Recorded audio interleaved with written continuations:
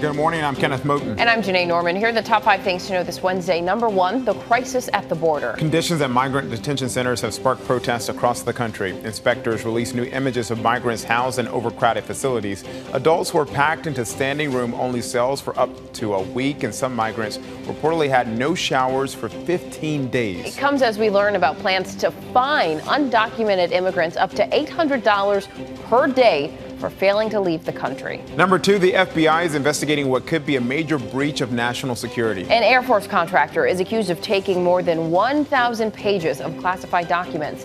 He worked at a facility in Ohio that helps deal with threats involving missiles and cyber attacks. The FBI wants to know if he shared the documents. At this point, no charges have been filed. On to number 3 now, and the race for president is getting tighter. A new poll of Democrats finds Senator Kamala Harris is now in a virtual tie with former Vice President Joe Biden. The Quinnipiac poll was taken after last week's debate. Number 4 now, the man who saved Chrysler back in the 1980s has died. Lee Iacocca introduced some of Detroit's best-selling and most important vehicles. He ran Ford when the company introduced the Mustang, and he led Chrysler when it developed the minivan and the SUV. His Chrysler commercials made him an icon in the industry. Iacocca battled Parkinson's disease. He was 94. And finally, number 5, Team USA fans are celebrating across the globe this morning. The U.S. women's soccer team is 1 win away from another World Cup title after that 2-1 nail-biter against England yesterday. This morning, we're hearing from the goalie who made the play of the game and the coach who kept the faith. They were just yelling and excited. It's one of those, I don't often get to celebrate goals being scored, so it was kind of fun to be part of a celebration. I just said, that was your shining moment, but we got one more game. What a freaking stop. It was unbelievable. Absolutely. And on Sunday, Team USA will play the winner of today's match between Sweden and the Netherlands, and Megan Rapinoe is expected to play.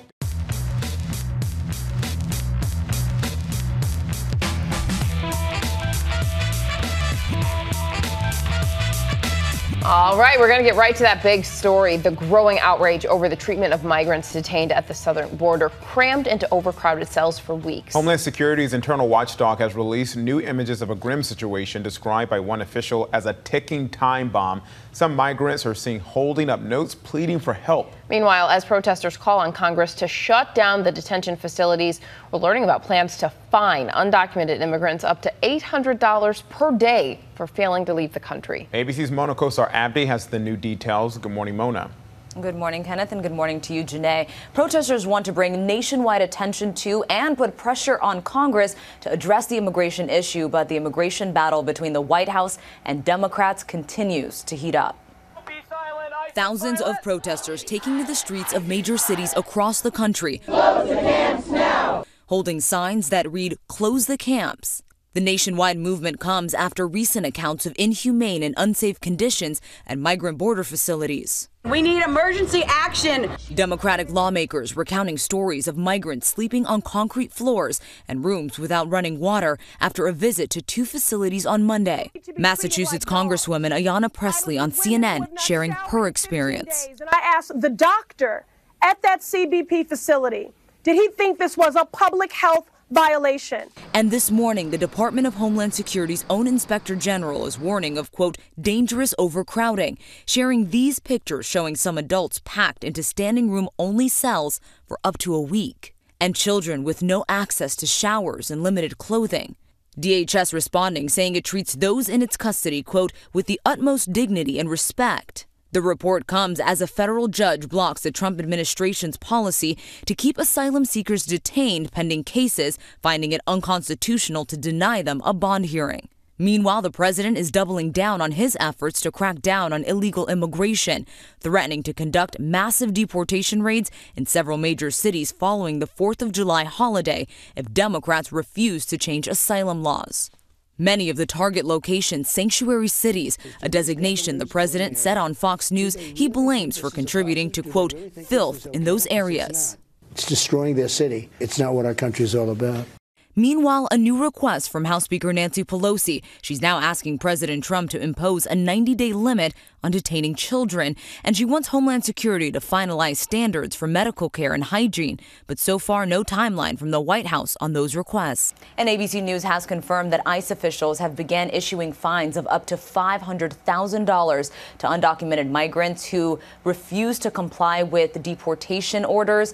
Now, we also have learned that the law has been on the books for decades, but was only used by ICE starting December of 2018, and it allows the agency to fine someone who has orders to leave $799 a day for staying in the country. Janae and Kenneth. Wow. Mona, thank you so much for joining us this morning. And we're now hearing from pediatricians pleading to be able to treat migrant children at border facilities. Saw signs from our El Paso affiliate reports. Her little newborn's fingers and toes were still blue and the baby was still cold. How could nobody have noticed that this child was so sick? One by one, these 4 pediatricians recounted incidents where they cared for children previously held in detention centers with illnesses that should have been detected before they left Customs and Border Protection care. Dr. Ayub Rodriguez treated a breastfeeding mother who was not given any water. Her baby was cold and not nursing properly. The baby could have died of dehydration if mom's milk supply wasn't adequate. Dr. Carlos Gutierrez says this is in stark contrast to the large influx of immigrants held in 2014. He says 5 years ago, doctors were given access to immigrants then, not today. But no way. We were told, we don't need your help. We have whatever medical care we can provide, we're taking care of it. However, these doctors are finding facilities do not have pediatricians who can properly detect when a child is sick. Instead, they're learning children are sleeping on cold cement floors and blaring fluorescent lights left on 24 hours a day. Gutierrez says those conditions are close to torture. Animals shouldn't be treated like that, much less human beings. You seem to come across as very frustrated and very angry. Yes. Oh, I'm livid. I've been working to try to get into those facilities since October. Meanwhile, a 30-year-old Honduran man just became the 6th detainee to die in ICE custody since October 1st. Wow, well, we're going to change gears a bit. We're learning more about the President Trump's Salute to America celebration for July 4th. Some of the military hardware is moving into place, including 2 Bradley fighting vehicles, as well as tanks and a stealth bomber. But as ABC's Martha Raddatz reports, some say the salute is sending the wrong message. This is a time when there are concerns about the military being politicized, and some I have talked to say there is a whiff of politics in this. The head of Iraq and Afghanistan Veterans of America saying this has the potential to divide and polarize and is the very opposite of what this holiday should exemplify.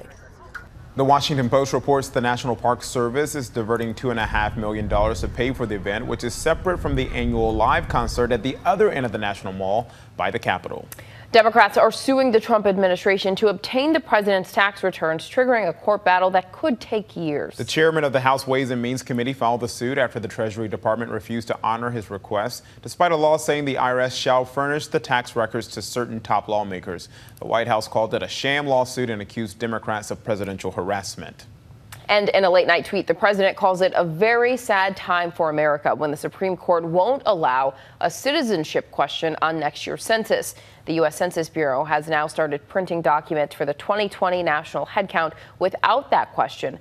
The Trump administration had sought its inclusion, but the Supreme Court halted that effort last week. Researchers say they've taken a significant step toward a possible cure for HIV. Their confidence stems from using 2 different methods to eliminate the virus from infected mice for the first time. Those methods were gene editing technology and a separate therapeutic treatment. The research was done at Temple University in Philadelphia and at the University of Nebraska Medical Center. This is going to give you chills. Cockroaches are becoming indestructible. Researchers in Indiana say the German cockroach, that is an awful picture on your screen, which lives right here in the U.S., is now born with immunity to some poisons and is developing resistance to others. Scientists report immunity levels are jumping up to 600% within 1 generation. Researchers say it will become almost impossible to control them using only pesticides, which, you know what that means, Kenneth? My shoe is ready. That's the only way to do it. Coming up, Team USA is on their way to the World Cup final. We'll rub in the big win over our friends across the pond in the London Bureau after this. Welcome back. We turn to the Navy SEAL acquitted of war crimes. Edward Gallagher was accused of killing an ISIS prisoner in Iraq. In a courtroom bombshell, a fellow SEAL admitted to the killing. Gallagher says he feels vindicated, but overnight, his wife spoke out, fiercely condemning the government, claiming it's been terrorizing her husband for months. I think this whole thing is disgusting. This morning, the wife of a Navy SEAL acquitted of murdering an ISIS prisoner is demanding someone be held responsible. His name has been smeared and slandered and dragged through the mud. And I think that this vindication, I hope, will be a lesson learned to everybody. And we need to afford the benefit of the doubt to our war heroes who we send over there to fight these evils. Chief Edward Gallagher was accused of war crimes during a tour in Iraq, including murdering an ISIS fighter seen wounded in this Iraqi TV video. Fellow Navy SEAL Corey Scott, who was granted immunity in the case, testified that he saw Gallagher stab that teen. But in a shocking twist, Scott also testified that he, not Gallagher, killed the fighter by plugging his airway to prevent him from being tortured by Iraqi forces, saying, "I knew he was going to die anyway." After just 6 hours of deliberations, a jury found Gallagher not guilty on the more serious charges of murder and attempted murder. Yeah, I'm happy and I'm thankful. Thank God my legal team will away. Gallagher's defense team argued over the course of the 2-week trial that the case was built on false accusations from disgruntled sailors. This is not a murder. This is a mutiny. This is a group of young, disgruntled sailors that didn't like being told that they were cowards, and so they decided to conspire to take down the chief.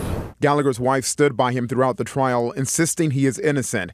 She accused the government of terrorizing her family. There's a reason that we started this war, and we need to finish it. And we don't finish it by throwing away our war fighters.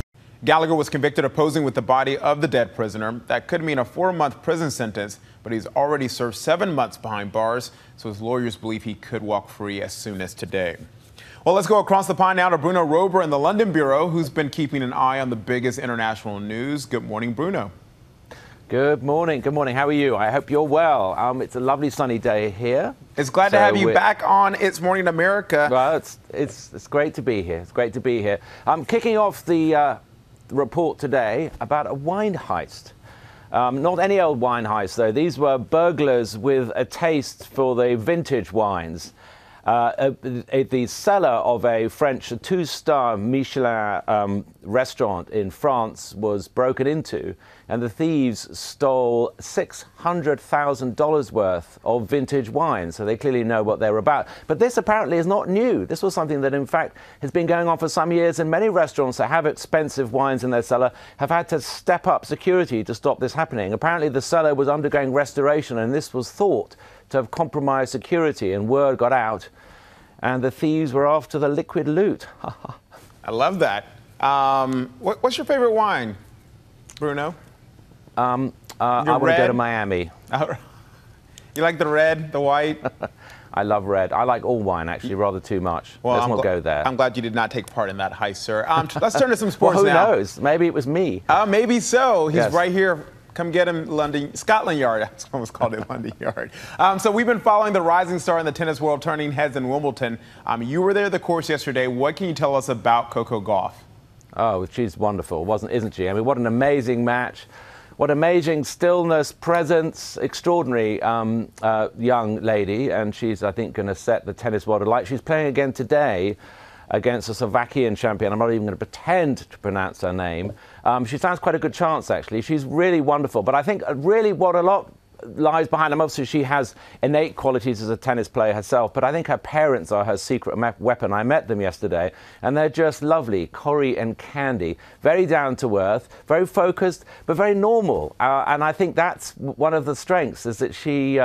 Corey says she just sort of has a go. She doesn't get stressed about what she's doing, and you can see that in the way she plays. But she's a phenomenal talent. It's great to watch her. I think she'll get through to the third round this afternoon. Anyway, let's cross fingers and hope for that. Well, we also, sorry to cut across. We've also got some others. Serena's got through, so she plays again tomorrow. And very exciting, Serena Williams and Andy Murray will be playing mixed doubles together, which is they're quite good mates, so it's very looking forward to seeing that as well. So lots to look forward to on Wimbledon. We cannot wait to see that action on the court. And so, Bruno, we're all done with you for today. We really... Oh, wait. No, Actually, no. There was a little game between the U.S. and England, soccer, football, whatever you want to call it. But apparently the U.S., right ahead of the 4th of July, we really... beat some marginal English victory, butt marginal. Marginal. Well, I wouldn't frame it like that. I think that's terribly unfair. I think it was a great game. What an amazing ad for women's soccer. What an exciting game. How brilliantly played. Both sides put their heart and soul into it. Heartbreaking for us, of course. Marginal. Damn you, VAR. That's what I say. And then again, hurrah for VAR. That's the game of football for you.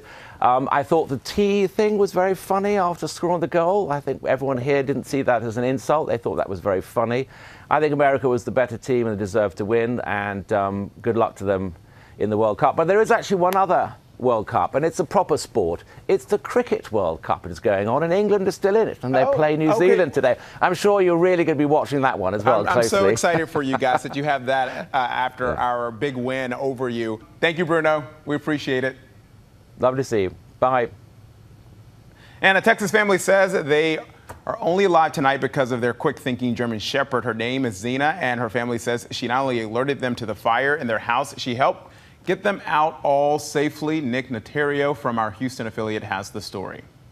That's the room where it all started in, right there. The charred remains of this Montgomery fire remind Brian Dubose just how bad things almost were. Just me and my wife. Luckily, my stepdaughter and a 4-month-old baby, whose room this is, happened to spend a night with friends. Last week, as Dubose and his wife slept, the only sound warning them to a fire was a bump on the wall. So I heard the door go tink, and so I told her to kennel back up.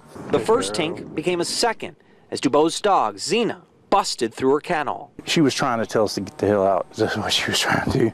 That's when Dubose's eyes burned and he smelled the smoke. Fire just boiled out. It had been burning for a while. It had to be. The fire raged for 30 minutes. The flames took almost everything with it. Dubose has insurance, but it doesn't cover everything. Now the deputy constable is being rescued again, this time by the people he's protected. An online fundraiser has generated nearly $5,000. Public outsources, people that's contacted us. I mean, I couldn't ask for any more God's grace. He believes another miracle is the one that entered his life a year ago when he rescued Zena. I went and got her. She weighed like 35 pounds, and she just had every bug you could think of, internal parasites, everything. 50 pounds heavier and bugs removed, Zena got the chance to repay her new owner in a way he'll never forget. By God's grace. And there's no doubt about that. I mean, she returned the favor tenfold. And Dubose hopes to get an RV and return to his home to rebuild soon.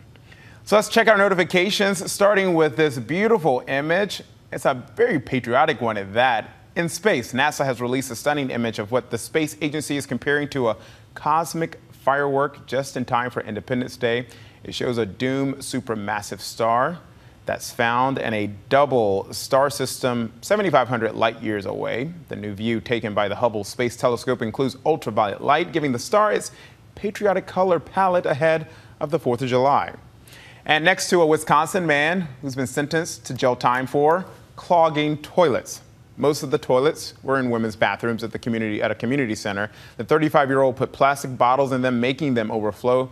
He offered no reason other than he gets urges to do, quote, odd things.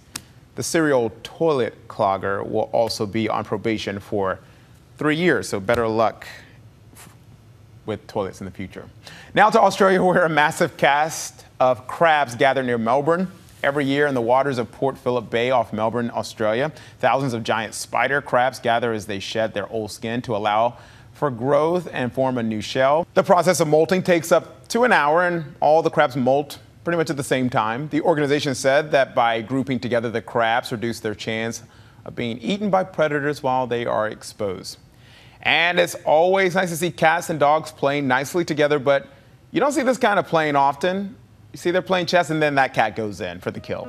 The pets are sitting next to that chessboard there, just having a quiet match until, yeah, a little orange one there goes in on the gray one. Got to play nice, kitties. Well, coming up, the summer of the shark. Why one expert says the recent uptick in attacks isn't necessarily cause for concern. After this.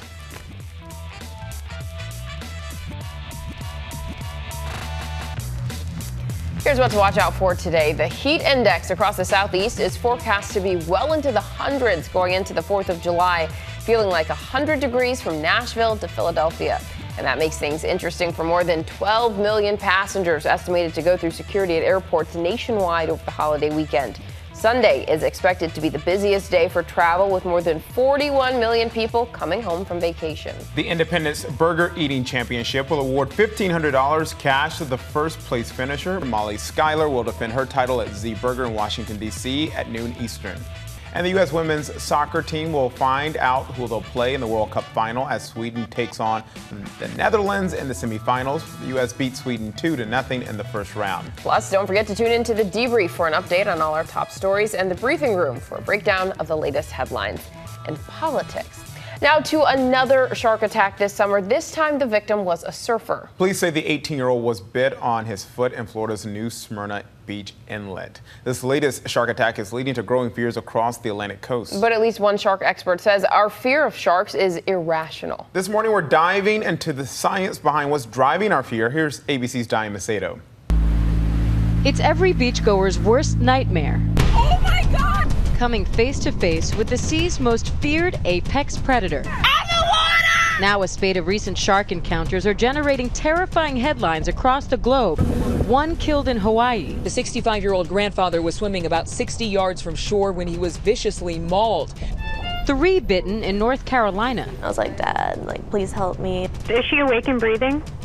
If she is, she's barely. She's in bad shape. I mean, her leg is almost gone. A young woman tragically killed in the Bahamas. Jordan was fatally attacked by 3 sharks, according to police, severing her arm.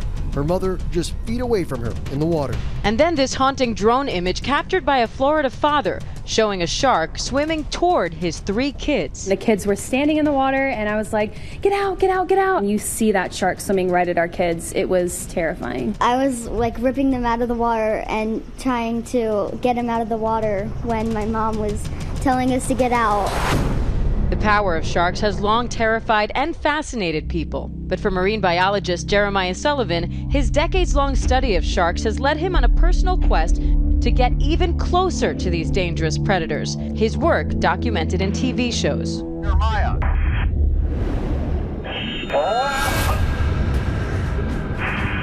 Oh, that was a close one. You have to figure out a way to work with the sharks without disrupting their natural behaviors. And a cage in the water or safety divers or a bunch of other people tend to alter the behavior of animals. 40 years ago, he created the shark suit, a protective armor that allowed him to safely study them free of cages. The suit is now used by researchers all over the world. You don't have any chainmail? After meeting Jeremiah, I got up close and personal with sharks at the Long Island Aquarium, protected by a cage. Most people never get this close to sharks, and the reality is shark bites are even rarer. You're about 30 times more likely to be struck by lightning and killed than you are to be bitten by a shark. You're about 100 times more likely to get in a car accident and get injured on your way to the beach. So shark bites are incredibly rare events. Gavin Naylor is among the world's leading shark attack experts.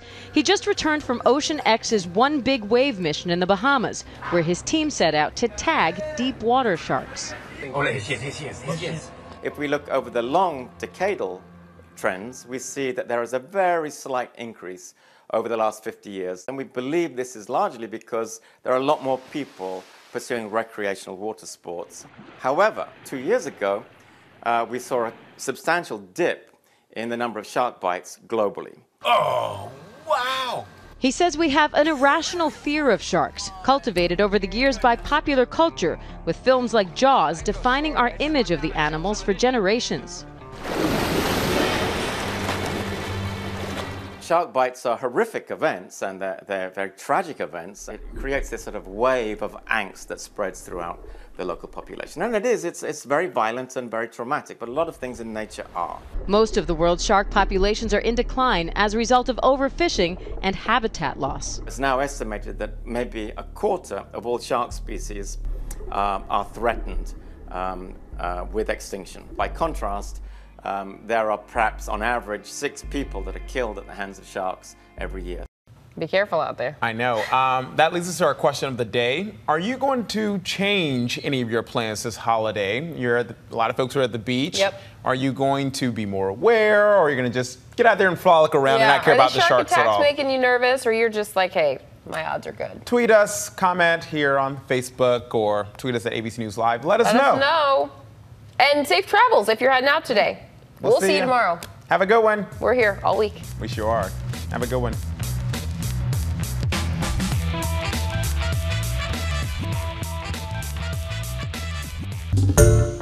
Hi everyone, George Stephanopoulos here. Thanks for checking out the ABC News YouTube channel. If you'd like to get more videos, show highlights, and watch live event coverage, click on the right over here to subscribe to our channel, and don't forget to download the ABC News app for breaking news alerts. Thanks for watching.